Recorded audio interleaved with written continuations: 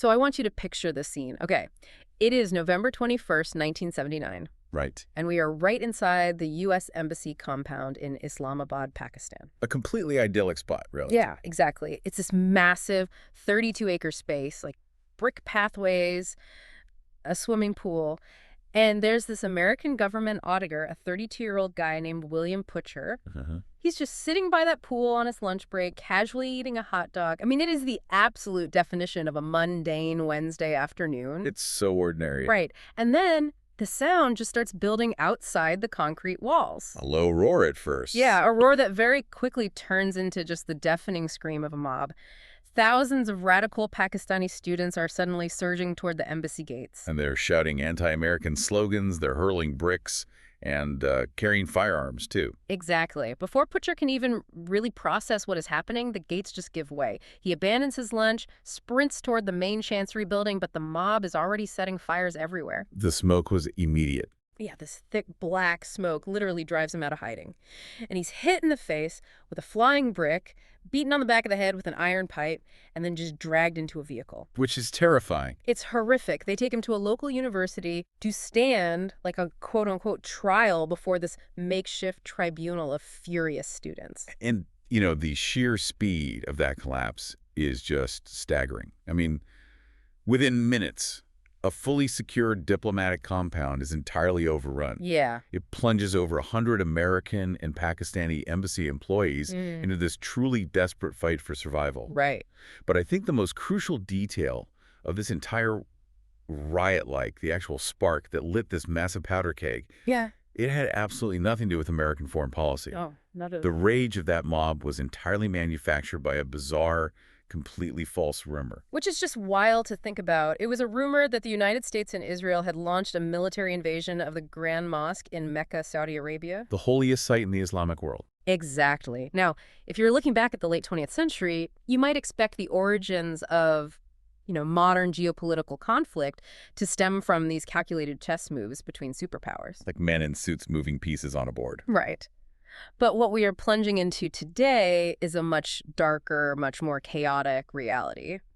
So welcome to today's deep dive. It's a heavy one today. It really is. We are exploring the subterranean history of the CIA, the covert war in Afghanistan, and basically the origin story of the intelligence networks that inadvertently laid the groundwork for the world we live in today. And we are dissecting a timeline that stretches from the dying days of the 1970s right up to the literal eve of September 11th. Yeah. This is an era that's completely defined by institutional paranoia, bags of unaccounted cash moving across borders, and spies operating almost entirely off the books. Just massive world-altering operation. Exactly. And it really shows the catastrophic, unintended consequences of viewing the world purely as a proxy battlefield. Right. And before we get into the actual mechanics of the shadow war, let's establish some ground rules for how we are looking at this history with you all today. Super important. Yeah, because the events we are unpacking today are saturated with highly charged geopolitical and religious conflicts. To say the least. Right. So it's vital to state that we are taking no sides here, neither political nor ideological. Our goal is strictly to impartially report and synthesize the fascinating factual history contained in these sources, not to endorse any specific viewpoints. Looking at the raw historical record. Exactly. We're not here to apply modern political laws or pass moral judgments. We just want to impartially examine the unvarnished reality of the decisions made in those secret rooms exactly as they happened. We are analyzing the how and the why of a machine that reshaped the globe. And understanding that machine really requires looking at the actual events that triggered the paranoia on all sides. Yeah, let's get back to that. Right, which brings us back to that rumor that sparked the Islamabad embassy riot. The rumor of an American attack on Mecca was a total phantom. Completely made up. But the reality of what was actually happening inside the Grand Mosque that morning was just as shocking to the Islamic world. Oh, absolutely. And it perfectly illustrates the rising tide of political religion that, honestly, both the U.S. and the Soviet Union were completely failing to understand at the time. Yeah, because what was actually happening in Mecca was a violent takeover by a radical Saudi preacher. All right, Juhayman Ali Taibi. Exactly. Juhayman and hundreds of his followers essentially smuggled an entire arsenal of heavy weaponry into the Grand Mosque. And how they did it is just wild. It is. They hid assault rifles inside wooden coffins, literally pretending they were bringing their dead to be blessed. It's brilliant but terrifying. Yeah. Once inside, they locked these massive wooden doors, essentially trapping tens of thousands of worshippers. And Juhayman takes the microphone and declares that his brother-in-law was the Mahdi. The prophesied savior in Islamic eschatology. Right, who had supposedly come to cleanse the world of corruption, starting with the Saudi royal family. And, the Saudi government was completely paralyzed by this. Bringing weapons, let alone fighting, inside the Grand Mosque is strictly forbidden in Islam. It's unthinkable. Yeah. So the government immediately imposed a total news blackout while they scrambled to figure out how to reclaim the holy site. But, nature abhors a vacuum. Exactly. And in the absence of any official information, conspiracy theories just absolutely thrive. And that vacuum crossed the Arabian Sea directly into Pakistan. Right. The student wing of a deeply conservative Islamic political party, Jamaat-e-Islami, caught wind of the violence in Mecca. And because the United States was viewed as the pervasive imperial power in the region, the students simply assumed the U.S. must be behind it. It was just their default assumption. Yeah, so they mobilized thousands of young men, boarded these government-owned city buses, and drove directly to the U.S. Embassy in Islamabad to exact revenge for a crime that America hadn't even committed. Which brings us right back to the terrifying reality playing out inside the embassy while William Butcher was being dragged away. Right. The rioters are systematically torching the buildings. And you have two CIA officers stationed there, Bob Lassard and Gary Schroen, who are trapped on the third floor of the Chancery. Right, the main building. Yeah. They hear gunfire and realize a 20-year-old Marine Corporal, Stephen Crowley, has been shot in the head while defending the roof access. Oh, man. So Lassard and Schroen grab a medical kit, brave the smoke, and manage to pull the young Marine down to a steel-reinforced communications vault on the third floor. And this vault, it literally becomes a pressure cooker of survival. You have 139 people, diplomats, intelligence officers, local Pakistani staff, just packed into this small, windowless steel room. It's a tiny space for that many people. Yeah. And underneath them, the embassy's budget and finance office has been set on fire by the mob. So the vault is essentially sitting on top of a massive bonfire. The heat must have been unbelievable. It was. The temperature inside climbs rapidly. The linoleum floor tiles actually start blistering and warping, peeling away from the sheer heat radiating from below. Oh, wow. And they are breathing through wet paper towels because the building's ventilation system is just pumping in the thick black smoke and also the tear gas that the Marine Guards had deployed earlier. The physical toll is unimaginable. People are stripping off their clothes just due to the heat, passing out from the fumes. Yeah. And above them, the rioters have actually discovered the steel emergency escape hatch on the roof. So the mob starts pounding on the hatch with bricks and iron pipes, trying to break the hinges. Which must have sounded deafening inside that metal box. Absolutely. The Americans know that if that hatch gives way, the mob will just pour in or simply drop explosives down into the confined space. Right. And in the middle of this absolute nightmare, human desperation produces this frantic, honestly dark ingenuity. This part is unbelievable. It really is. A CIA communications specialist realizes they have to defend that roof hatch. So he strips off his shirt, finds a heavy-duty industrial extension cord, cuts off the end to expose the raw comfort wire, and attaches metal alligator clips to the iron hatch. He's trying to build a trap. Exactly. He plugs the other end directly into a high-voltage wall socket, fully intending to electrocute anyone touching the hatch on the roof. Right. But the embassy's electrical grid is pushing 400 volts. So the current hits the thick iron, encounters massive resistance, arcs back, and violently blows a crater into the concrete wall in a massive shower of sparks. The makeshift defense completely fails. Yeah. But the sheer absurdity of the explosion gives the trapped personnel this momentary, almost hysterical laugh. Yeah, a laugh in a situation where they genuinely believe they are spending their final minutes on Earth. Exactly. They're trapped, suffocating, and waiting for a rescue that, seems to be intentionally delayed. Okay, let's unpack this for a second because this is the most infuriating diplomatic aspect of this entire crisis. Where is the host nation? All right, where's the army? The embassy is located in the capital city of a country ruled by a military dictator, General Zia-ul-Haq. The Pakistani military has barracks just miles away. Yet hour after hour passes and the army does not intervene. And General Zia's official excuse later. He said he was out riding a bicycle in the nearby city of Rawalpindi. Riding a bicycle. Yeah, he claimed he was trying to set an example of humble, frugal Islamic virtues for his citizens and simply couldn't be reached. That is absurd. And when the Pakistani military finally does send a helicopter to hover over the embassy, the downwash from the rotors just fans the flames higher, making the fire even worse. It was a disaster. And, Zia eventually claimed that the smoke was simply too thick for his forces to see what was happening. Right. But intelligence assessments conducted after the fact revealed the cold, calculated reality. General Zia's internal security teams had assessed the fire early on. They looked at the flames engulfing the chancery and concluded that the Americans trapped inside the third-floor vault were almost certainly already dead. Wow. So instead of risking the political fallout of having the Pakistani army violently attack thousands of Islamic students, who, by the way, represented the exact religious conservative base, Zia was trying to court to legitimize his dictatorship. Yeah. Zia just chose to do nothing. He decided it was politically safer to just let the U.S. embassy burn to the ground. It's chilling. And tragically, Marine Corporal Stephen Crowley does succumb to his wounds and asphyxiation inside that vault. That's so sad. It is. Eventually, as the sun goes down, the rioters just kind of grow bored. They loot whatever typewriters and furniture they can carry and drift away into the city. Wow. Yeah.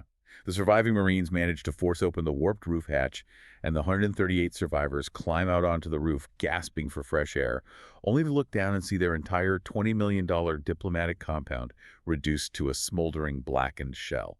Okay, so put yourself in the shoes of the policymakers in Washington reading this cable. The leader of an allied nation deliberately allowed your sovereign embassy to burn and your people to be terrorized simply because it was politically convenient for him. Yeah. How does the United States not immediately sever ties, impose massive sanctions, and completely isolate General Zia? Well, the answer lies in the brutal, pragmatic arithmetic of the Cold War. The United States government swallowed its anger purely because of geography. Geography. Yeah. Earlier that same year, in 1979, the Iranian Revolution had overthrown the Shah. Right. So the U.S. didn't just lose an ally, they lost highly classified, irreplaceable electronic listening posts situated in northern Iran. Oh, I see. These facilities were packed with advanced telemetry equipment, pointed directly across the border into the Soviet Union, monitoring Soviet nuclear missile tests. Right, so without Iran, the U.S. intelligence community was essentially deaf and blind to a huge swath of Soviet military activity. Exactly. They desperately needed a new piece of real estate to plant their antennas. Yeah. And Pakistan shares a massive border with the region. Oh, man. So the geostrategic value of Pakistani territory just completely outweighed the diplomatic outrage over the embassy? Yeah, exactly. But by looking the other way, the United States established a profoundly dangerous dynamic. General Zia learned a crucial lesson that day.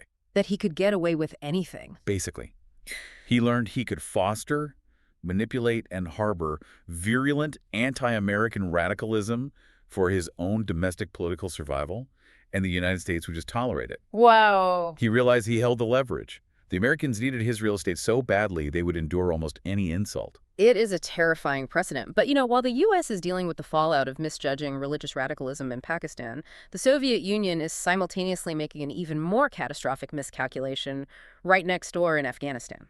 Yes, and the irony here is just massive. Because the Soviet blunder isn't born of, geopolitical pragmatism at all. It is driven entirely by bureaucratic paranoia and an intelligence echo chamber. Pure paranoia.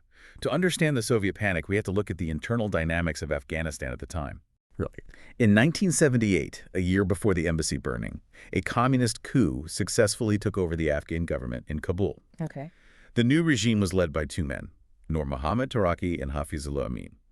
They were rigid, ideological Marxists, and they immediately set about trying to transform a deeply traditional, fiercely independent Islamic rural society into a secular communist utopia overnight. Which, is a recipe for disaster. Disaster. They start issuing decrees that fundamentally assault the cultural fabric of the countryside. They ban traditional dowries for brides. They mandate universal education in Marxist dogma. Yeah. And they initiate these forced literacy drives for women in rural villages. Yeah. Now, outside observers might view a literacy drive as a positive development, right? On paper, sure. But the mechanism of enforcement was brutal.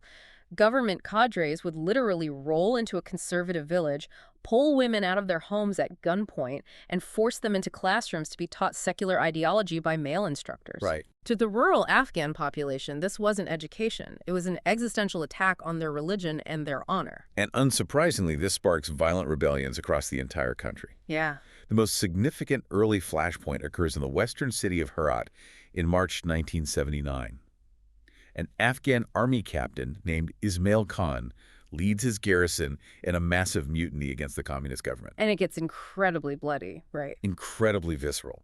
The mutineers hunt down dozens of Russian communist political advisors and their families who were stationed in the city. Oh my God. They hack them to death, dismember the bodies, and literally parade their heads on pikes through the streets. That is horrifying.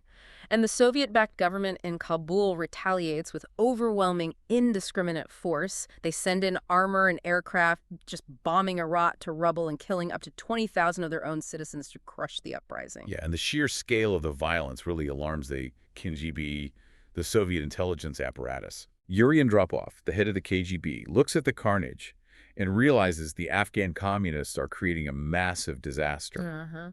And Andropov actually sends communications to the Afghan leadership, essentially saying, you are moving too fast. Stop alienating the Islamic population. You haven't built the necessary societal foundations for a true Marxist revolution. Just back off.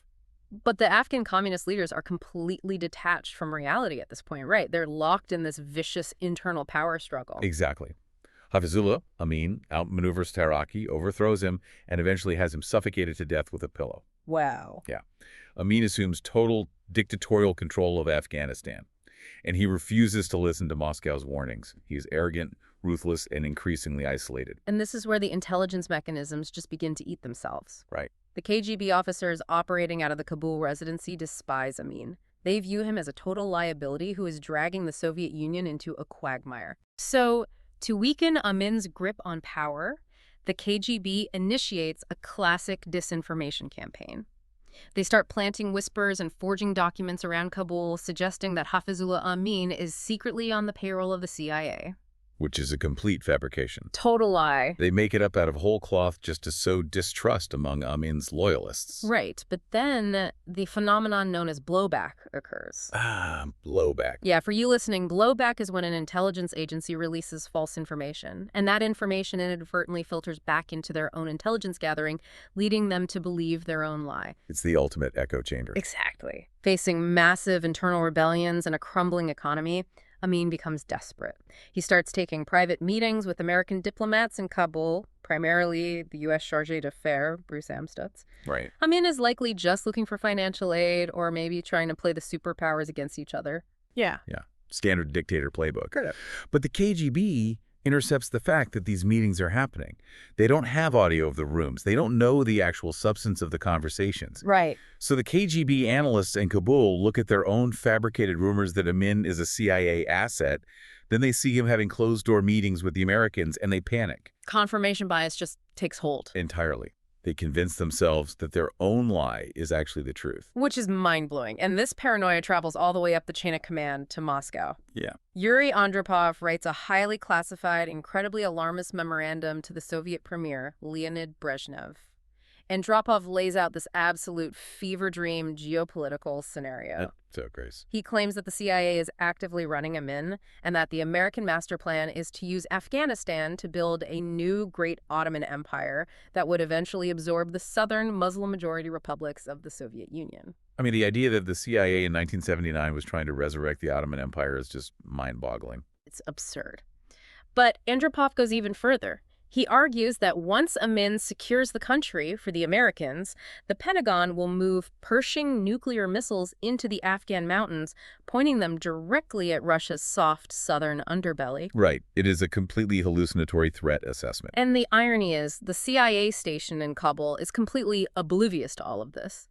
The U.S. diplomats meeting with Amin find him to be a rigid, hostile Marxist who constantly berates the United States. Yeah, he is the furthest thing from a CIA asset. Exactly. Yeah. The actual CIA officers on the ground in Kabul at the time are incredibly disconnected from the internal Afghan drama. Oh, completely. The historical records show they actually spent most of their time participating in a 6-on-6 international soccer league for A diplomats. soccer league. Yeah, and running low-level operations trying to steal maintenance manuals for Soviet MiG fighter jets. They had almost zero high-level Afghan sources. Wow. So they had absolutely no idea the Soviets were panicking about a master CIA plot. But the KGB's hallucination dictates Soviet policy. Convinced that they are about to lose Afghanistan to American nuclear missiles, the Soviet Politburo makes a fatal decision. Right.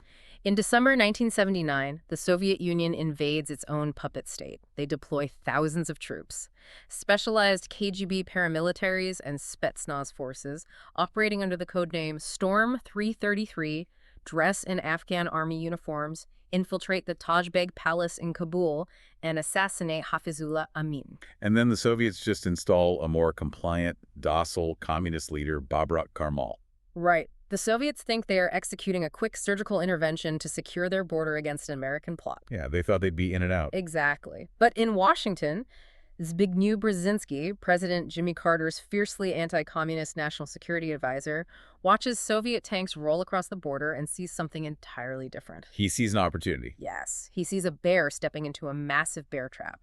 Brzezinski famously writes a memo to President Carter stating that the United States now has the opportunity to give the Soviet Union its own Vietnam War. The Soviet miscalculation provides the political justification for the United States to launch a massive covert counteroffensive. And so the mandate is established. Okay. The CIA is given the green light to fund, arm, and organize the Afghan resistance. Okay, here we go.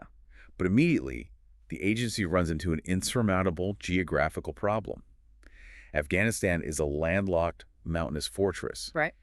The CIA cannot dock a battleship in Kabul. They cannot fly cargo planes directly into rebel-held territory without being shot down by Soviet air defenses. They're going to get anything in. To get a single bullet into the hands of an Afghan fighter, the CIA has to move it through the only viable neighbor willing to help, Pakistan. Which forces the CIA to sit down at the table with General Zia and his intelligence service, the ISI, the Inter-Services Intelligence. Exactly. This is the moment the devil's bargain is struck. Right. And to understand how it functioned on the ground, we have to look at the personnel the CIA sent to manage it. Right. In May 1981, a man named Howard Hart arrives in Islamabad as the new CIA station chief. And Howard Hart is not like a quiet, analytical desk jockey. Oh, no. He is a swashbuckling, larger-than-life character. He actually grew up in a Japanese internment camp in the Philippines during World War II, where he used to play survival and guerrilla warfare games as a child. Yeah, he had a very unique background. He's blunt, he's aggressive, and he has a deep affinity for action. When he leaves CIA headquarters in Langley for Pakistan, his orders are remarkably unbureaucratic. Very to the point. Yeah, as Hart later recalled, his superiors essentially told him, "You're a young man, here's your bag of money, go raise hell, don't worry about the politics, just go out there and kill Soviets." And that mandate suited Hart perfectly. I bet. Because, after the exhausting, highly politicized trauma of the Vietnam War, the operational culture at the CIA had fundamentally shifted. How so? Many officers were deeply allergic to the idea of nation building or managing complex foreign political movements. Hart had absolutely no desire to construct a democratic Afghanistan. His sole metric for success was the number of Soviet casualties. Right. So, to achieve that, Hart needs to connect with the Afghan fighters, the Mujahideen. Yeah. Officially, the terms of the CIA's arrangement with Pakistan forbid American intelligence officers from interacting directly with the Afghans. The ISI demands total control. Right, they want to be the middleman. Exactly. But Hart is a rogue operator by nature. He regularly sneaks out of Islamabad at night, driving to the border city of Peshawar to meet secretly with resistance commanders. And there is a vividly documented account of Hart waiting on a dark street corner in Peshawar. Suddenly, a prominent Afghan commander named Abdul Haq pulls up on a loud, battered motorcycle. Yeah, this visual is crazy. It is. Haq cuts an incredible figure. He is actually wearing the high-altitude pressure suit and flight helmet of a Soviet fighter pilot. Wait, what? Yeah. Haq explains that his men shot down a Soviet jet. He stripped the specialized suit off the dead pilot's body, and he wears it because the insulation keeps him warm while riding his motorcycle through the freezing mountain passes. That is a striking visual. It really shows the gritty, improvised, almost post-apocalyptic nature of the early Afghan resistance. Definitely. Hart realizes these men have the will to fight, But they are fighting Soviet attack helicopters with ancient bolt-action rifles and homemade explosives. They need a massive, modernized supply chain. And so the CIA turns into a global arms broker. And the logistics of this pipeline are staggering. Yeah. The CIA cannot supply American-made weapons like the M16. Right, because of plausible deniability. Exactly. If a Soviet soldier recovers a weapon-stamped property of U.S. government from a dead Afghan, it shatters the plausible deniability the U.S. is relying on to avoid a direct war with Moscow. Makes sense. So the CIA has to buy hundreds of thousands of weapons on the international black market. They start buying up vast stockpiles of the .303 Lee Enfield rifle. It's a heavy, bolt-action British infantry weapon originally designed before World War I. Which sounds outdated. It does, but the Afghans love it because it fires a massive round that is highly accurate at long distances. In the Hindu Kush Mountains, engagements often happen across wide valleys, making the Enfield far more effective than a short-range, fully automatic weapon. That makes sense. Yeah. The CIA sources these rifles from Greece, India, and old British colonial armories. They also begin purchasing thousands of rocket-propelled grenades, the RPG-7, secretly buying them from Egypt and China because the RPG is the only portable weapon capable of piercing Soviet armor. And the CIA charters massive cargo ships to transport these weapons to the Pakistani port city of Karachi. Right. But this is where the pipeline hits the Pakistani bottleneck. General Zia has appointed a strict, devout religious military man, General Akhtar Abdur Rahman, to run the ISI. Okay. And General Akhtar enforces an absolute non-negotiable rule regarding the weapons. The CIA delivers the arms to Karachi and the CIA pays the bill. But from the moment those crates touch Pakistani soil, the ISI takes 100% operational control. Wow. So the ISI handles the transport from Karachi up to the Afghan border. The ISI manages the warehouses. And most importantly, the ISI decides exactly which Afghan rebel groups receive the weapons and which groups receive nothing. The CIA is completely locked out of the distribution process. General Akhtar and General Zia designed this system to maintain total leverage over the war. Yeah. Zia operated on a brilliant, cynical geopolitical strategy that he frequently explained to the Americans using a specific metaphor. He said, "The water in Afghanistan must boil at the right temperature." Okay, so what are the mechanics of that metaphor? How do you control the temperature of a guerrilla war?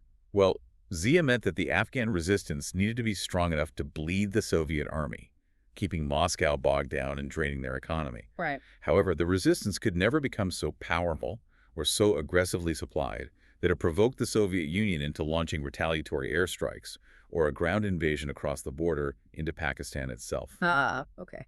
Zia wanted a slow, grinding war of attrition, not a decisive victory that might trigger World War III on his doorstep.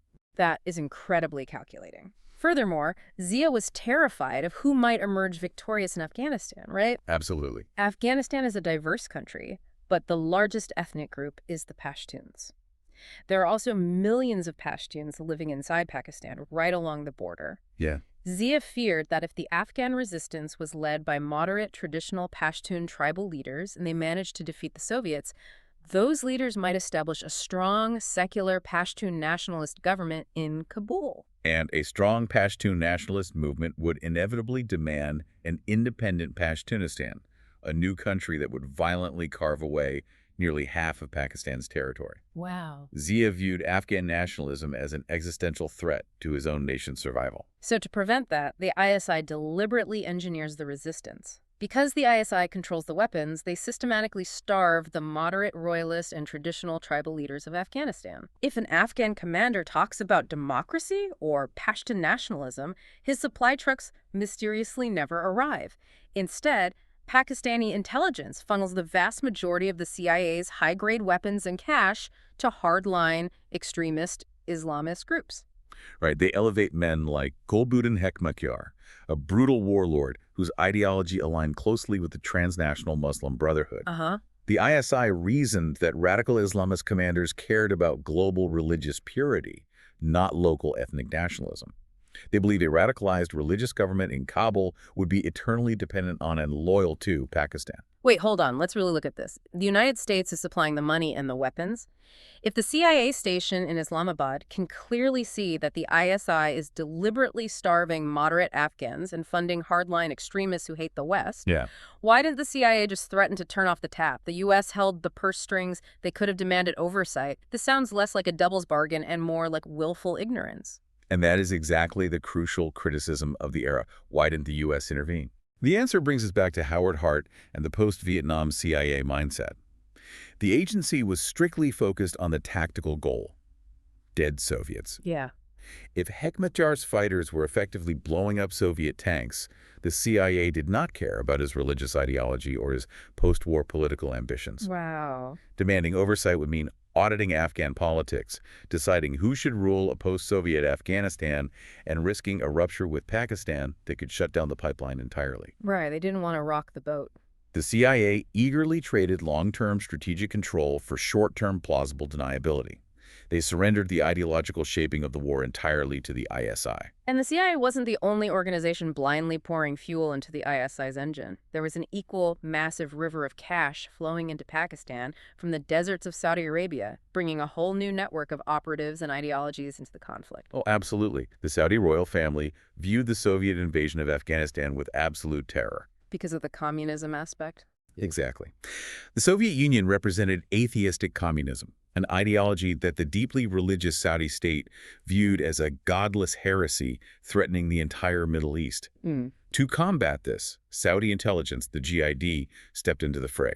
And the GID at this time is run by Prince Turki Al-Faisal. Prince Turki is a fascinating contradiction. It really is. He is a member of the conservative Saudi royal family, but he is highly westernized. He was educated at the elite Lawrenceville Prep School in New Jersey and then attended Georgetown University, where he was actually in the same graduating class as future U.S. President Bill Clinton. Small world.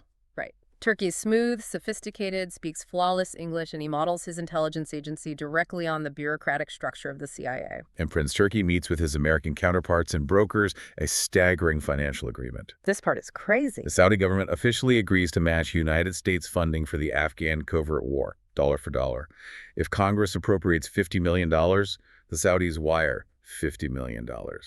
But the mechanisms of how the Saudis physically move this money in the early 1980s are almost comically informal. Yeah, it wasn't like a digital wire transfer today.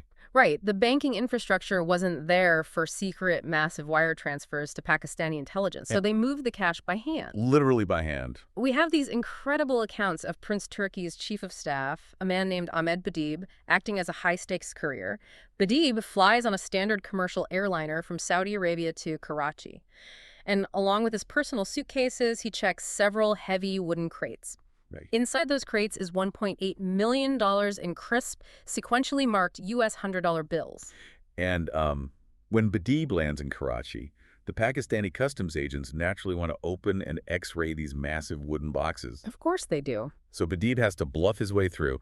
He lies to the customs officers, claiming the boxes are packed with highly sensitive experimental camera film that will be completely destroyed if exposed to an X-ray machine. That is hilarious. He manages to talk his way past security, loads the cash onto a domestic flight to Islamabad, walks into ISI headquarters, and literally dumps the mountain of cash onto a table for the Pakistani generals to count by hand. It perfectly illustrates the untraceable nature of the shadow economy. They also utilize the Hawala network, right? Yes, exactly. There was an ancient trust-based system of money brokers spanning the Middle East and South Asia, allowing millions of dollars to change hands across borders without a single electronic banking record ever being generated. But the Saudis weren't just passively handing their money over to the ISI. Much like Pakistan, Saudi Arabia had its own geopolitical goals. Right. The Saudi state relies on an alliance with the Wahhabi religious establishment. Wahhabism is a deeply austere, puritanical, and uncompromising interpretation of Islam. Right. Very strict. The Saudi intelligence service wanted to ensure that Wahhabi doctrine gained a foothold in Afghanistan, counteracting both communism and traditional Afghan religious practices. So the Saudis demanded that their funds support commanders who adhered to their specific brand of extremism. So Ahmed Badib looks around the landscape of Afghan exiles in Pakistan to find a suitable Saudi champion. He finds this hulking, imposing, former Islamic law professor from Kabul University who had been driven into exile. His name is Abdulrasur Sayyaf. Yes, I am. Badib loves Sayyaf because Sayyaf is not just a fighter. He is a scholar who speaks absolutely flawless, poetic, classical Arabic. This makes Sayyaf an incredibly effective fundraiser when he travels to the wealthy Gulf states to solicit private donations from oil barons. However, there is a distinct cultural friction here. Baideed is troubled by the man's name. Right. Abdul Rasur translates from Dari roughly as slave of the Prophet. To the strict, iconoclastic Wahhabis of Saudi Arabia, that name bordered on blasphemy, as it implied worshipping the Prophet Muhammad as a deity rather than worshipping God alone. And the Saudi intelligence apparatus has so much leverage that Badib literally demands the man change his identity. He basically says, change your name or no money. He tells him to change his name to Abdur Rasul Sayyaf, which alters the meaning to slave of the God of the Prophet. Sayyaf complies, and in return, the pipeline of Saudi petrodollars just opens wide. Sayyaf becomes a major, heavily armed warlord, using Saudi money to build massive training camps that indoctrinate young fighters in rigid Wahhabi ideology. And it is precisely through this Saudi-funded, Wahhabi-aligned network that a very specific young man enters the Afghan theater. Yes. A man who will eventually alter the course of global history, Osama bin Laden. Now, when we hear the name Osama bin Laden, our modern minds immediately conjure the image of a bearded terrorist hiding in a cave, orchestrating mass murder against the West. Of course. But to understand the mechanics of this history, you have to look at who bin Laden was in the early 1980s. He wasn't a global terrorist. He was a polite, deeply religious, incredibly wealthy young man in his 20s. He was the 17th son of a billionaire Saudi construction magnate. Right. The bin Laden family was essentially the primary infrastructure arm of the Saudi monarchy. Not really. Yeah. The bin Laden brothers' construction firm built the massive modern highway systems across the Saudi deserts. They were the exclusive contractors trusted to renovate and expand the holy mosques in Mecca and Medina. Wow, so they were deeply tied to the state. In fact, during that terrifying siege of the Grand Mosque by Schroen in 1979 that we talked about earlier, the Saudi military relied on the bin Laden construction firm. Yes, they did. The firm actually provided the military with the classified architectural blueprints of the mosque's secret underground drainage tunnels, allowing Saudi special forces to navigate the subterranean maze and finally flush the radicals out. The bin Laden family was deeply embedded in the survival of the Saudi state. So when the Afghan war begins, Saudi intelligence recognizes that young Osama bin Laden is an incredibly useful asset. Right. Osama had actually been a student of Ahmed Badib, Prince Turki's chief of staff back when Badib briefly worked as a teacher in Jeddah. Another crazy connection. Yeah. Badib taps his former student on the shoulder. He asks bin Laden to travel to Pakistan and utilize his family's wealth, construction expertise, and deep religious fervor to aid the Saudi intelligence mission. And what does that actually look like on the ground? Because bin Laden isn't initially grabbing a rifle and charging Soviet machine gun nests. His role is entirely logistical and infrastructural. Yeah, he's a logistics guy. Right. If we strip away the historical infamy, bin Laden was essentially operating almost like a private military contractor, a logistics and engineering guy for Saudi intelligence. Exactly. The terrain of the Hindu Kush Mountains is absolutely unforgiving. To move the massive quantities of black market weapons the CIA and ISI were providing, the Afghan rebels needed supply routes capable of handling heavily loaded mule trains before the winter snows blocked the passes. Right. Bin Laden uses his vast personal allowance to purchase heavy Caterpillar bulldozers and excavation equipment. He ships them from Saudi Arabia to Pakistan, and his crews literally carve new roads into the sides of the Afghan mountains to facilitate the weapons pipeline. He builds massive fortified warehouse complexes to store the rockets. He constructs safe houses in Peshawar for wounded fighters.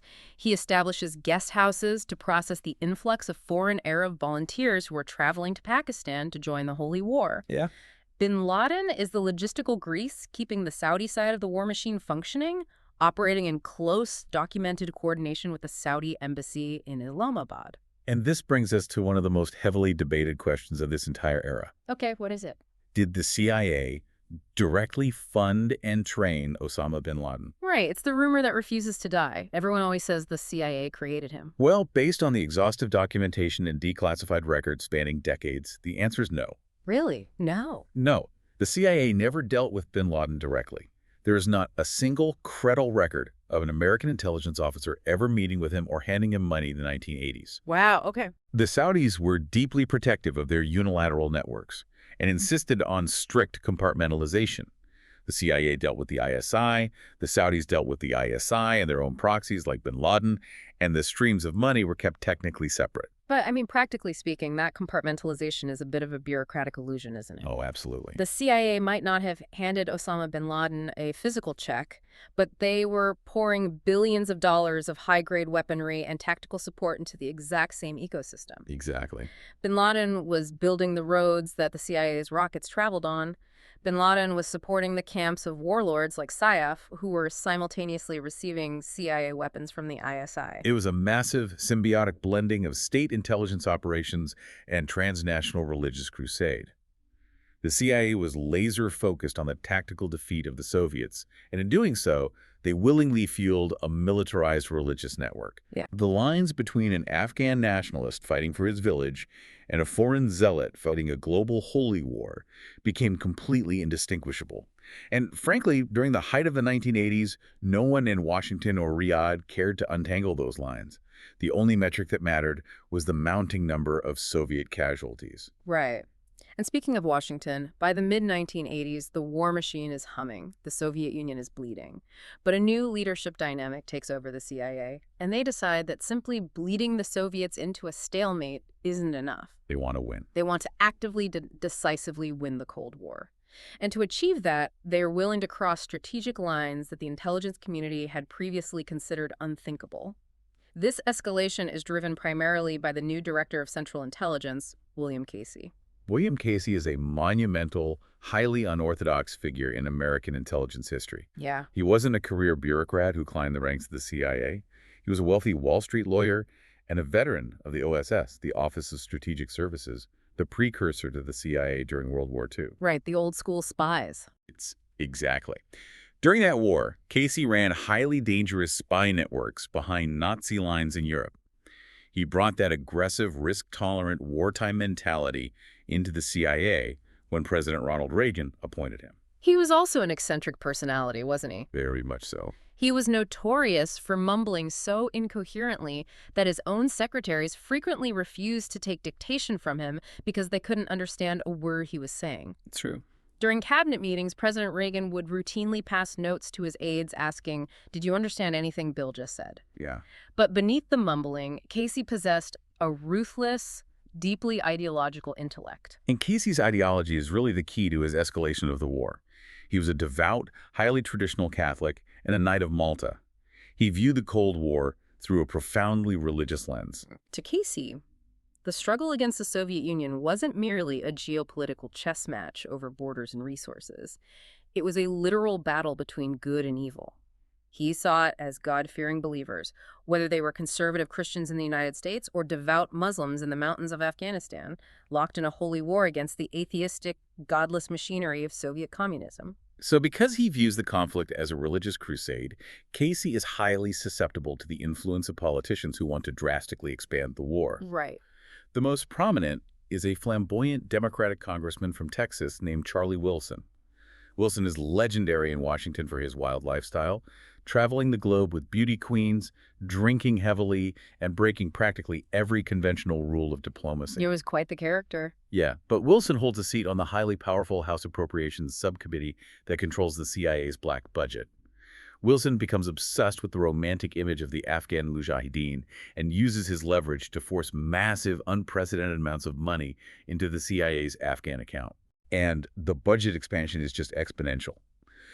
In the early years, the CIA was spending tens of millions. By 1985, under Casey and Wilson, the American budget surges to $250 million. Wow.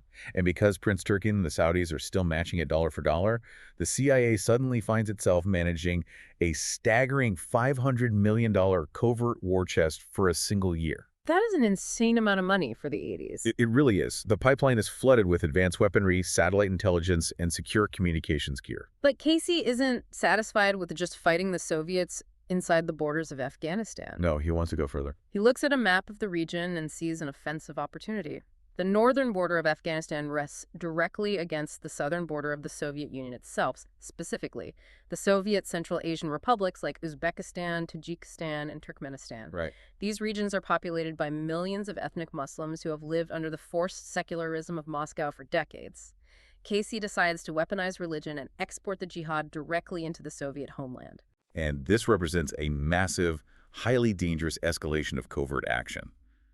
Casey orders the CIA to secretly print thousands of copies of the Holy Quran, translated into the Uzbek language. Wow, the CIA printing Korans. Yeah. The CIA ships these Bibles of insurgency to the ISI in Pakistan. The ISI hands them to specialized Afghan rebel teams who smuggle them across the Amu Darya River, the border river, into Soviet territory, distributing them to local Soviet citizens in an attempt to stir up religious nationalism and anti-communist uprisings. But Casey doesn't stop at psychological warfare and smuggled books, right? Not at all. The historical documentation reveals that Casey, sitting in the ISI headquarters in Rawalpindi with General Akhtar, actively encouraged the Pakistani intelligence service to launch violent, kinetic sabotage attacks inside Soviet Central Asia. Yes. According to the memoirs of a key ISI planner, Brigadier Mohammad Yusuf, Casey explicitly stated that the local Soviet Muslim populations could be stirred to action to do a lot of damage to the Soviet Union. He suggested providing specialized training and long-range weaponry to Afghan teams to cross the river. Shortly after these meetings, the ISI began equipping Afghan guerrillas with silent, inflatable Zodiac boats with outboard motors and long-range rocket launchers. Zodiac boats. Yeah. These teams crossed the Amu Darya River at night and began launching rocket attacks against Soviet military airfields, factories, and infrastructure deep inside Soviet territory. Okay, wait, I have to stop you here. Let's really examine the sheer insanity of this. A sitting director of the CIA is unilaterally encouraging a proxy guerrilla force to launch violent military strikes inside the sovereign borders of a nuclear superpower. It's wildly provocative. This isn't fighting Soviet troops in a third-party country. This is attacking the homeland of the USSR. Did the CIA analysts, the State Department, or Congress not raise a massive red flag over the threat of nuclear retaliation? Oh, they absolutely did. When rumors of these cross-border attacks leaked back to Washington, career intelligence officers and diplomats were absolutely terrified. I can imagine. The deputy director of the CIA, John McMahon, was fiercely opposed to the escalation.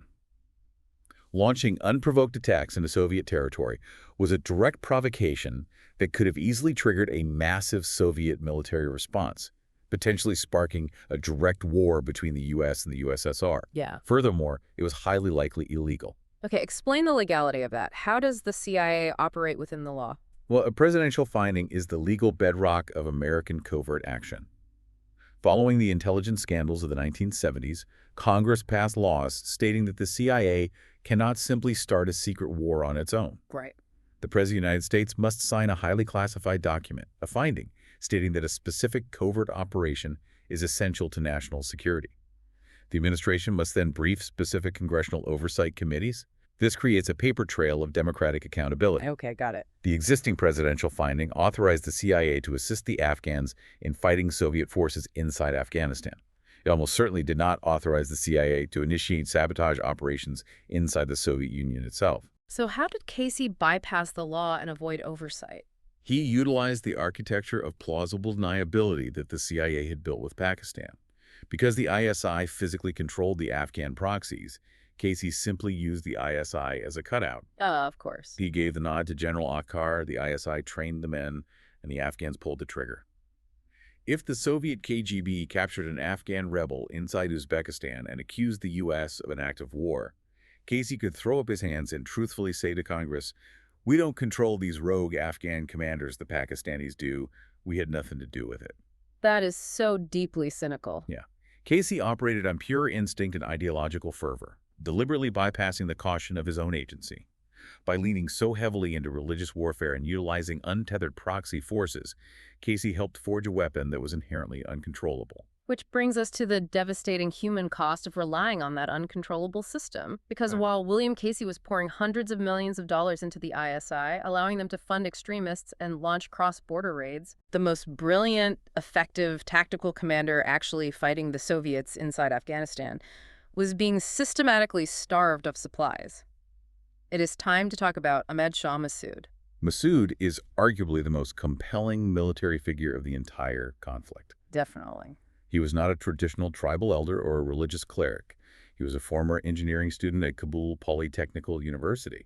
He was a brilliant chess player, a voracious reader of poetry, and a deep student of global guerrilla warfare tactics. He studied Mao and Che Guevara, right? Exactly. He studied Mao Zedong and Che Guevara to understand how a smaller force could defeat a superpower. Massoud operates in the Panjshir Valley.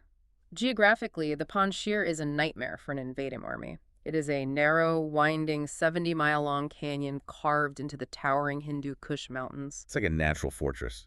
Yeah, and it's located strategically just north of Kabul, right alongside the vital Salang Highway, which was the main Soviet supply artery running down from the USSR. Massoud fortifies this valley. He organizes his fighters not as a loose rabble, but as a disciplined, highly trained, mobile army. And he is incredibly effective. He is so effective that the Soviet Red Army launches 6 direct, massive, combined arms offensives into the Panjshir, utilizing heavy bombers, artillery, and thousands of ground troops. And Massoud's forces defeat them every single time. He essentially creates an unconquerable fortress in the heart of the country. But despite his undeniable, globally recognized success on the battlefield, the ISI deeply distrusted him and actively worked to undermine him. Why? Just because he was successful? Well, the reasons are rooted in the ethnic and ideological paranoia we discussed earlier. Massoud was an ethnic Tajik, not a Pashtun. He was fiercely independent and refused to take direct orders from Pakistani intelligence officers. Most importantly, while he was a devout Muslim, he did not subscribe to the extreme, intolerant Wahhabi ideologies favored by the Saudis and the ISI.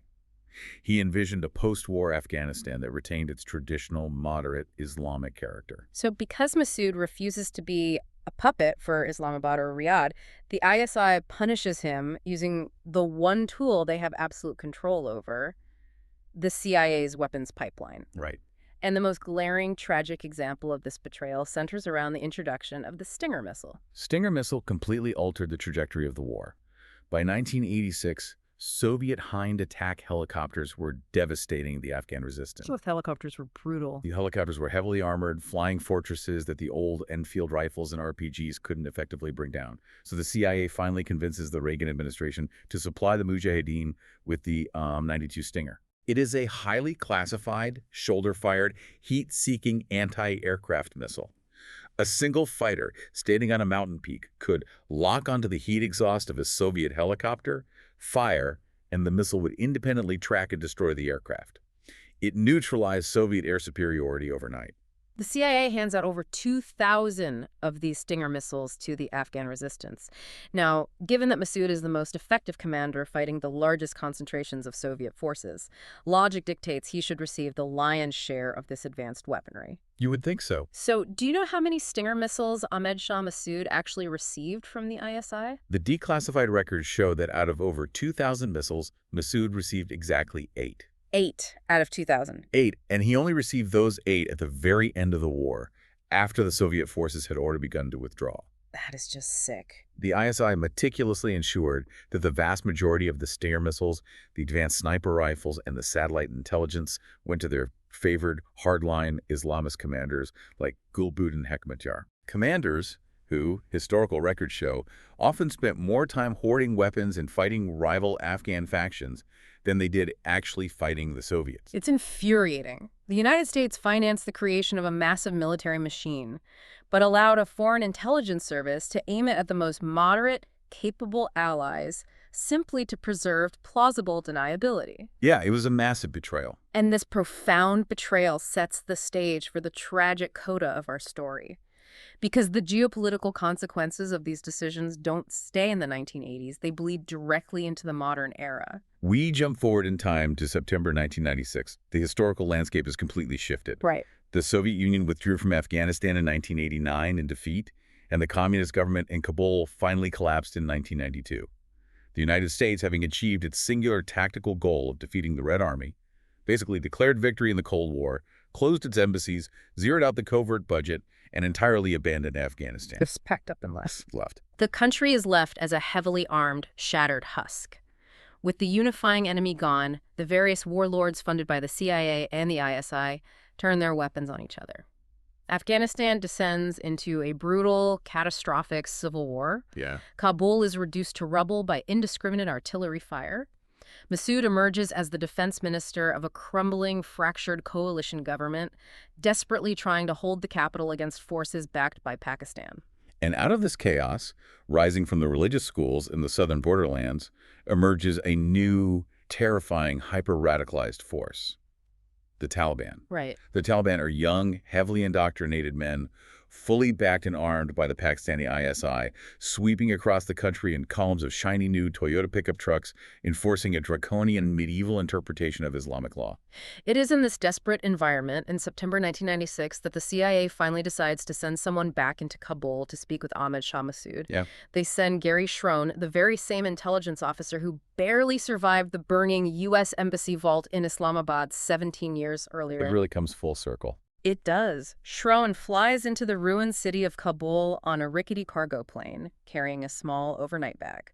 Now, you might expect that an American intelligence officer returning to a war-torn country they helped tear apart would bring promises of massive diplomatic support. Or financial aid to rebuild the shattered infrastructure. Exactly. Or military assistance to help Massoud fight the rising tide of the Taliban. But Schroen brings absolutely none of that. Nothing. His mission is incredibly narrow, entirely self-serving, and profoundly cynical. He essentially comes to ask Massoud for the CIA's toys back. The CIA had suddenly realized that leaving thousands of untracked, heat-seeking Stinger missiles in a lawless country was a catastrophic security threat to global commercial aviation. Yeah, huge threat. They initiated a highly funded buyback program. Schroen sits down with Massoud, the commander the U.S. allowed to be starved of weapons for a decade, and basically asks Massoud to act as a middleman to locate and purchase Stinger missiles back from the various warlords. And he also casually mentions another issue. Right, Schroen casually mentions that the CIA needs intelligence on a wealthy Saudi contractor who has recently returned to Afghanistan and is using his wealth to set up radical training camps. Osama bin Laden. The irony in that room is suffocating. Massoud's top aides are visibly disgusted. I mean, how could you not be? The United States walks away when Afghanistan needs them most, allows Pakistan to fund a civil war, and only returns when Washington is suddenly terrified of its own leftover weapons and a monster that their broader funding network helped empower. It's insulting. Despite the bitter betrayal, Massoud, ever the pragmatist, listens to Schroen and actually agrees to assist the CIA. Yeah. But he issues a stark, chilling warning. Massoud looks at the American intelligence officer and explicitly tells him that the CIA is missing the bigger picture. He warns that Osama bin Laden is just one component of a much larger, highly poisonous coalition. Massoud details how the Taliban, foreign Arab fighters funded by Gulf charities, and the Pakistani intelligence service are rapidly merging into a massive, unified, transnational threat that will eventually look far beyond the borders of Afghanistan. He lays the entire architecture of the coming terror network out for them. And how does the United States government respond to this incredibly accurate intelligence assessment from their most capable former ally? They ignore it. A few days after Gary Schroen flies out of Kabul, the Taliban forces breach the city's defenses. Massoud, outgunned and outmaneuvered by Pakistani-backed forces, is forced to abandon the capital and retreat into the northern mountains. Yeah. The Taliban seize total control of Kabul.